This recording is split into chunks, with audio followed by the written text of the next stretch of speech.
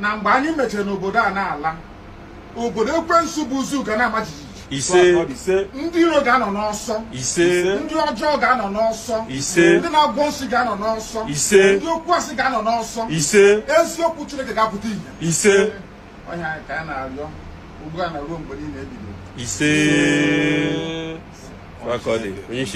Welcome, my amazing viewers. Thank you so much for joining me on my program once again. I appreciate you wherever you are connecting from. If you're joining me from Africa, Asia, Europe, America, or from any part of the world, I thank you so much for your contribution to my channel. Please always go to the comment section after watching, put down your contribution, say your own views, express yourself. You can criticize if you so desire. It's all welcome. We learn a lot from each other. Nobody knows it all. We are fighting for freedom.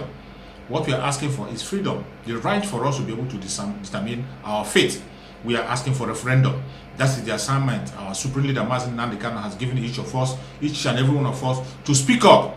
Speak up from your angle. Use your own platform to speak up. It doesn't matter how big your platform is. It doesn't matter how small your platform is. Use your platform to speak up for the freedom of the people.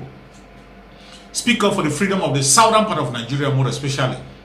The Ududuans and the Biafrans, they are fighting so strong to have their independence from Nigeria because Nigeria is not doing anybody any good. Nigeria is killing the Ududuans and the Biafrans, taking away the life of innocent people without anything to offer, even when they have given all. Even when Biafra has given all, yet Nigeria refused to accept her. Even when Ududua have given all, yet Nigeria refused to accept it. Instead, they are going after the indigenous people to take their life. What they are doing now, sponsored by the government, is to take away the indigenous people's property, take away the indigenous land and give it to foreigners. We all know that they told us that the herdsmen who are invading the country called Nigeria are foreigners. That was the message the government gave to us. But all of a sudden, they tell us to embrace these people. And today, they are killing us to take away our land and give to these very foreigners. We say no to that. The Fulanization of Nigeria is real. It's real. It's happening before your own very eye. But people tend to pretend as if it's not happening. Even our politicians are seeing it. In the Senate, you can see it playing out. It's playing out everywhere, in every circle. They are trying by all means possible to Fulanize Nigeria. And you are there silent. You are sitting in the fence pretending it's not happening. It is happening. And if you do not do anything about it, it's going to be happening more. It's going to get worse. It is going to get worse. It's going to get worse. Just as Mazen Nnamdi Kanu has predicted. Remember, everything that Mazen Nnamdi Kanu has said has come to pass. That is why he is the greatest prophet of our own time.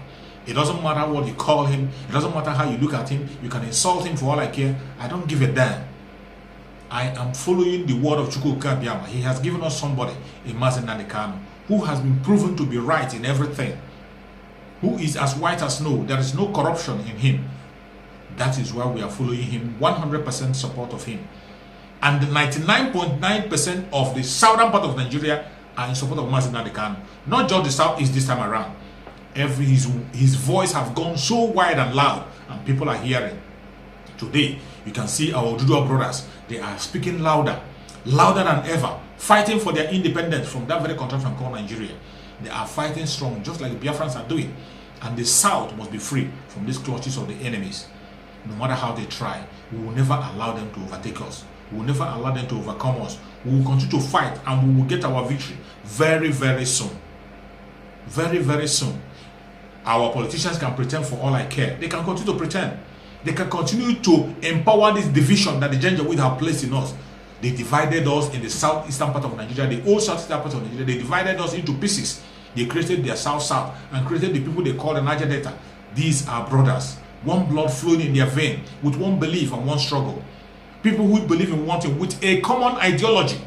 And they came to plant division in us. And our politicians are allowing this very division they have planted to continue to grow. How long will it take for our politicians in the south-south, the so-called Niger Delta, and the southeast to wake up?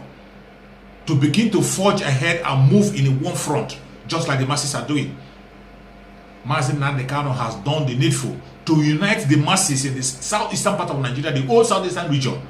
Unite them together and make them begin to speak on one voice.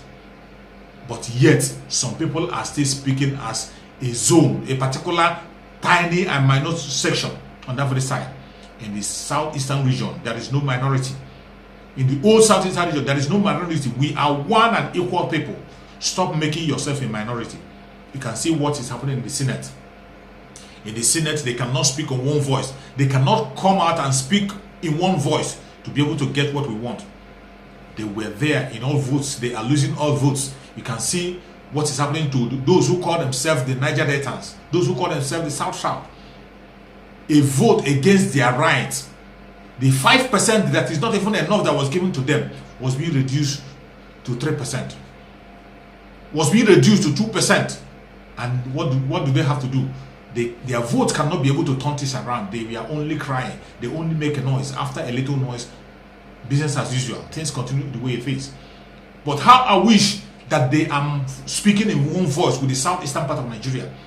How I wish the so-called South-South and so-called Southeast and are coming in one voice, speaking as a very strong voice. There will be changes, but they cannot speak in one voice. Recently, we saw what happened in the House. Former Governor Syriac Diskin walked out when they were trying to present their stupid bills in Senate that doesn't favor the southern part of Nigeria, doesn't favor, more especially the Niger Deltans. It doesn't favor them. The 5% that was given to them have been slashed into pieces and pushed to the north. And they were there. They couldn't change the vote. They can't turn it around because they have a very minor vote. How many are they? But if they were in unity with their brothers in the southern part of Nigeria, speaking in one voice, and they walk out from that very Senate, their presence will be felt. But walking out as a minority, how do you think you can change anything? How do you think your voice can be heard? I want you to listen to the complaint of Syriac Diskin, which was making. In all good conscience, as a result of our opposition to what has happened on this host community fund, we will not sit down there with them during the consideration. And I walked out. Even during the president's dinner, when we're seated there to honor the president, and we got the report of this conference committee, I walked out, a number of senators also left. And today, we left because I don't want history, that we don't want history to record that we were part of this obnoxious decision against the producing communities and our people, and also a decision that is not helpful to the national cause. This is a story that I just started.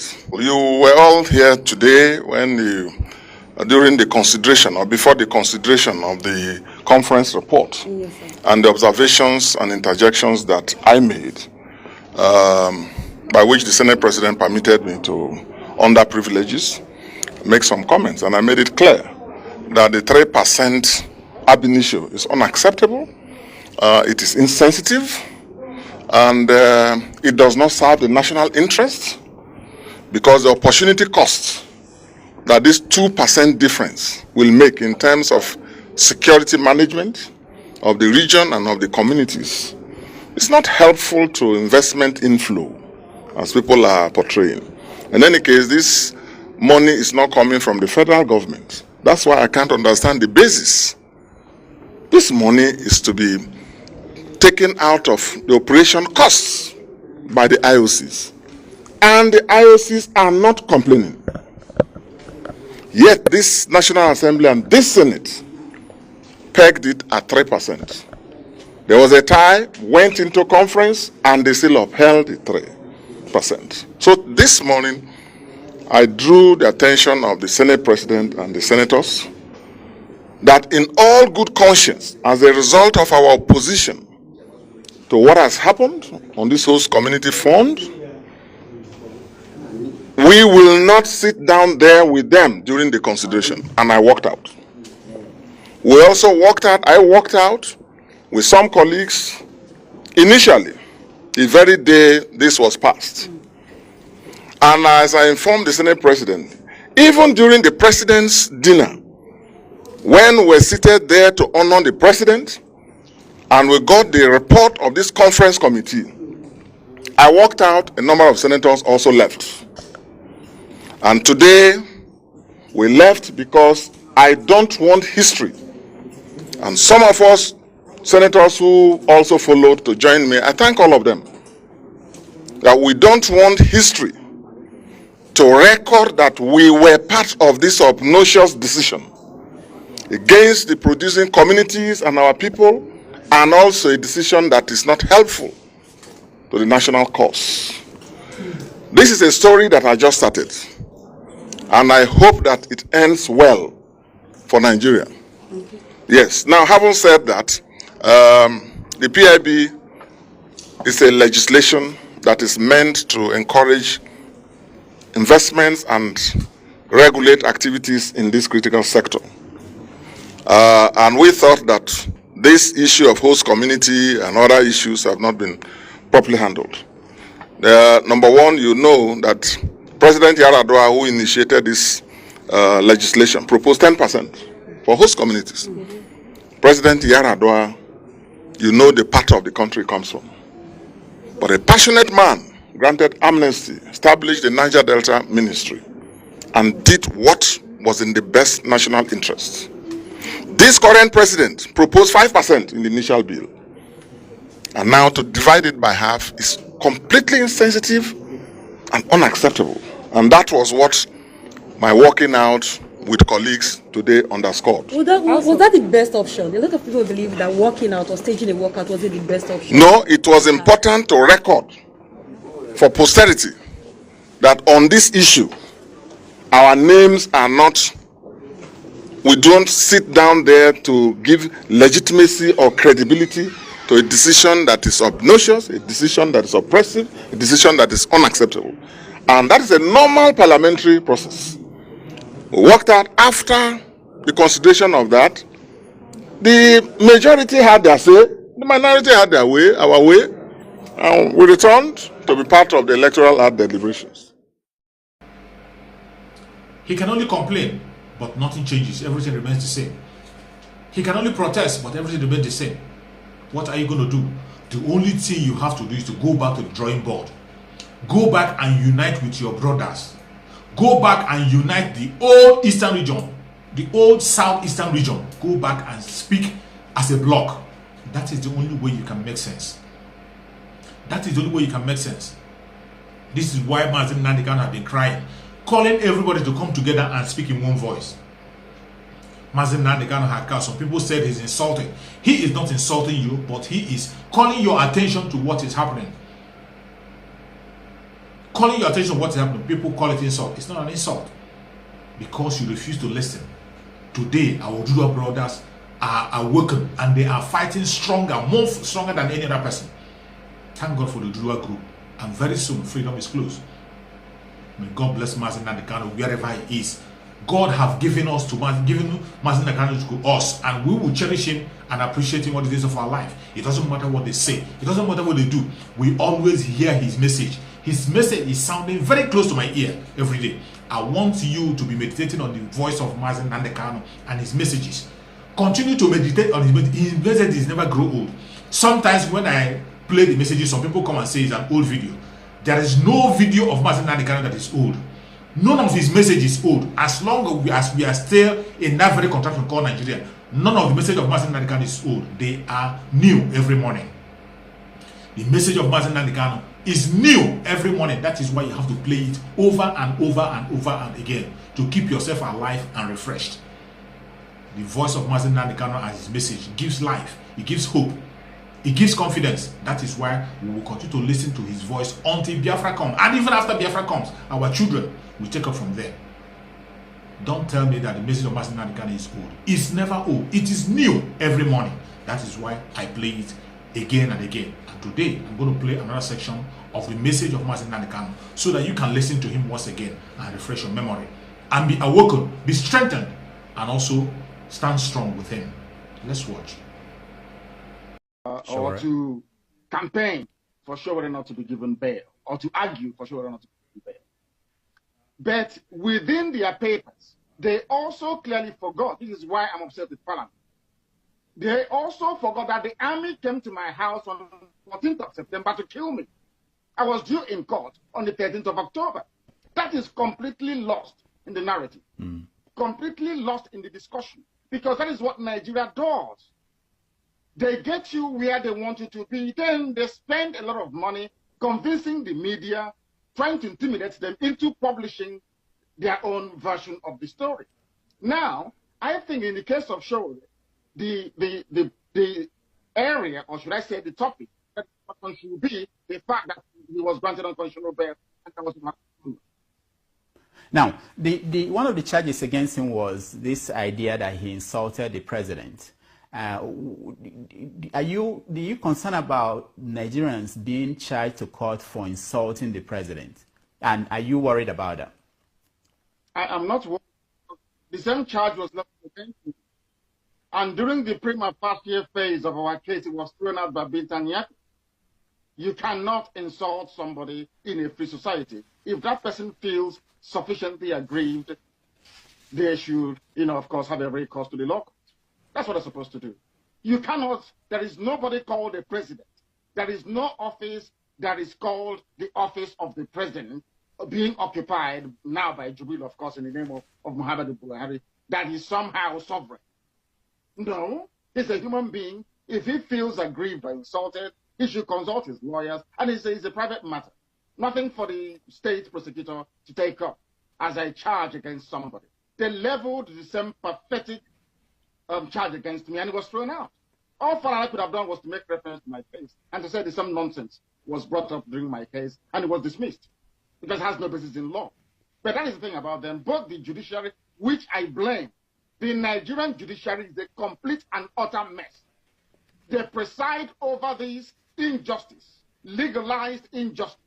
They allow themselves to be used by the executive, basically to subvert not just the will of the people, but the constitution and judicial process. And that shouldn't be allowed to happen in any sane society. It shouldn't be allowed to happen at all. Now, okay, let's go to other things because there are so many things I want to touch with you. Now, you made a speech at the European Union in Brussels. What did you tell them, and how did they receive that speech? And why is it that we don't have a video of you talking to them? Because a lot of people do not know the length that the Nigerian government will go to suppress our agitation or what they have been doing. There is a particular country that we are having issues with. Once that is resolved, I will make everything public. People don't understand this. That within the EU itself, the United Nations, the various agencies that you have, and all over the world, the Nigerian government is paying billions upon billions of dollars to consultants and lobbyists to ensure that our voice is not heard. We have a very tiny, small, should I say, insignificant project compared to what they have.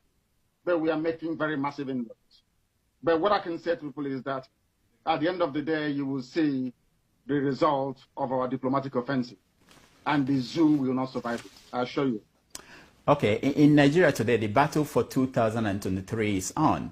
There are a lot of people making statements. One of them is Junaid Mohammed, and he said recently that Igbo people should go to hell if they don't want to, because they are denied presidency in 2023. That if they want to secede, they should secede.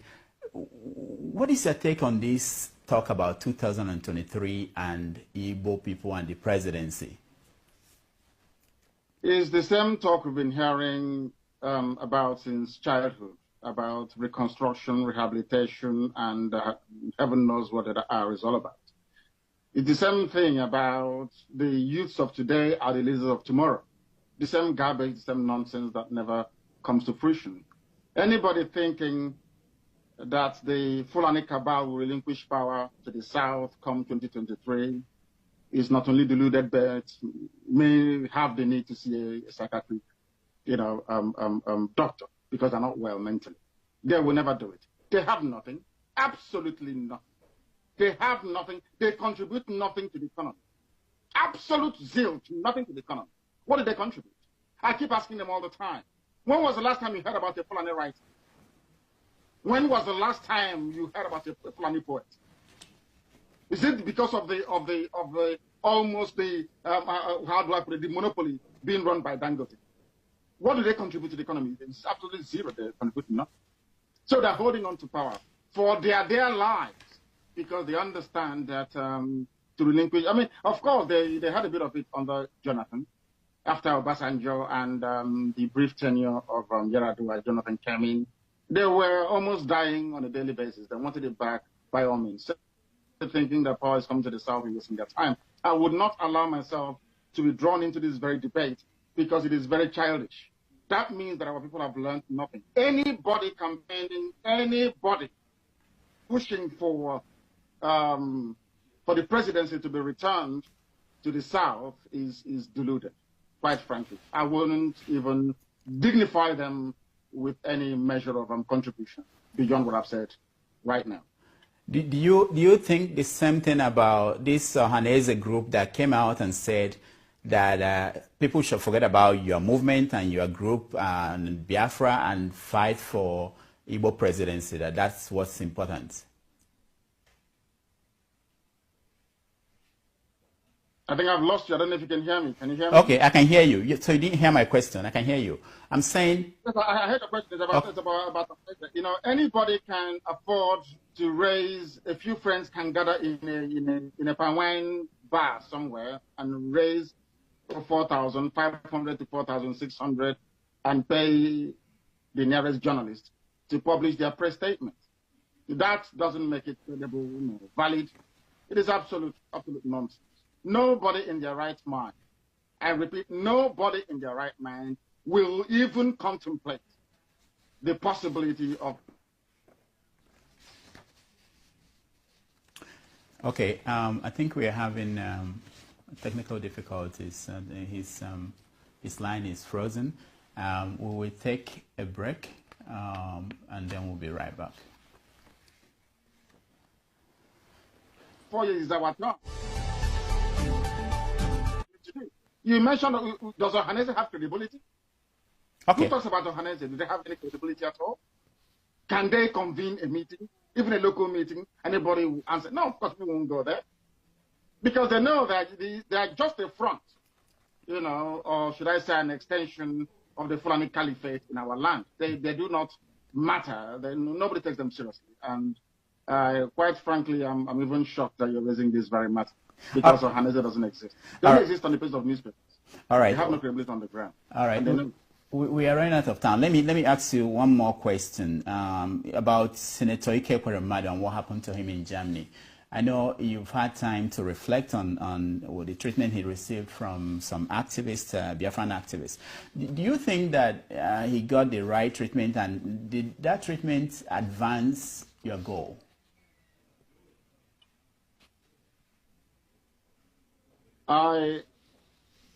It is a family matter. I've said it before, time and time again. It is a family, it's an entirely family matter. It's not for public ventilation.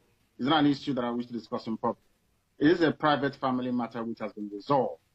And lessons have been learned from it on their part. And I'm sure going forward, every politician now knows that they will be held accountable once they step out of the very backward and primitive Africa that they currently inhabit. Once you come out, into Europe or into America, we'll ask you questions. You can't be earning salaries and you're junketing all over the place. You can't be earning salaries and you're going to do New York Festival somewhere. No roads built, no hospitals, nothing, and you're all over the place claiming you're a leader. That will no longer happen. They will be held responsible once they come out, and that is the benchmark that we have set, and we intend to continue doing. All right, Mazen Nnamdi Kanu, thank you so much for joining us. Thank you very much. We appreciate that. After listening to Mazen Nnamdi Kanu, you can understand that our supreme leader, Mazen Nnamdi Kanu, His Excellency, is the only solution. He has done a great job. He has left a great plan in place. Wherever he is happy. Wherever he is praying for you and I. The only thing that he has requested from you and I is unity. We should remain in unity, continue to preach the message, and remain as one. Don't listen to gossip. Don't listen to propaganda. If you want to hear anything about Mazen Nnamdi Kanu, wait until you hear from his lawyers. Listen to the DOS. Whatever instruction they give is the same thing that Mazen Nnamdi Kanu wishes. So don't be distracted. Any propaganda that is coming out there saying that people are not together, we are still together. The same way we are when Mazen Nnamdi Kanu was with us. And he is still with us in spirit. He will be with us very, very soon. Mazen Nnamdi Kanu, there is no case against him. It doesn't matter what they do. And nobody Nobody can take away his life. It is only Chukwuka Abiyama who has appointed him for an assignment, and his assignment is not done yet. The assignment of Mazi Nnamdi Kanu is to raise the flag of Biafra and declare Biafra for us, and he will surely do that very, very soon, faster than ever. Biafra is here. If you are still waiting, it is here already. Continue to celebrate. May Chukwuka Abiyama continue to protect Mazi Nnamdi Kanu. May Chukwuka Abiyama strengthen him more and more, give him more knowledge and understanding wherever he is. We are waiting for his arrival very, very soon. May Chukwuka Abiyama continue to protect Sunday Igboho, protect everyone that is fighting for Oduduwa and Biafra wherever they are. May Chukwuka Abiyama continue to protect them, protect everybody who is genuinely fighting for freedom in that very country we call Nigeria. Chukwuka Abiyama will bless all of you. Thank you so much for watching, and remember this. Bye bye. See you again on the next video.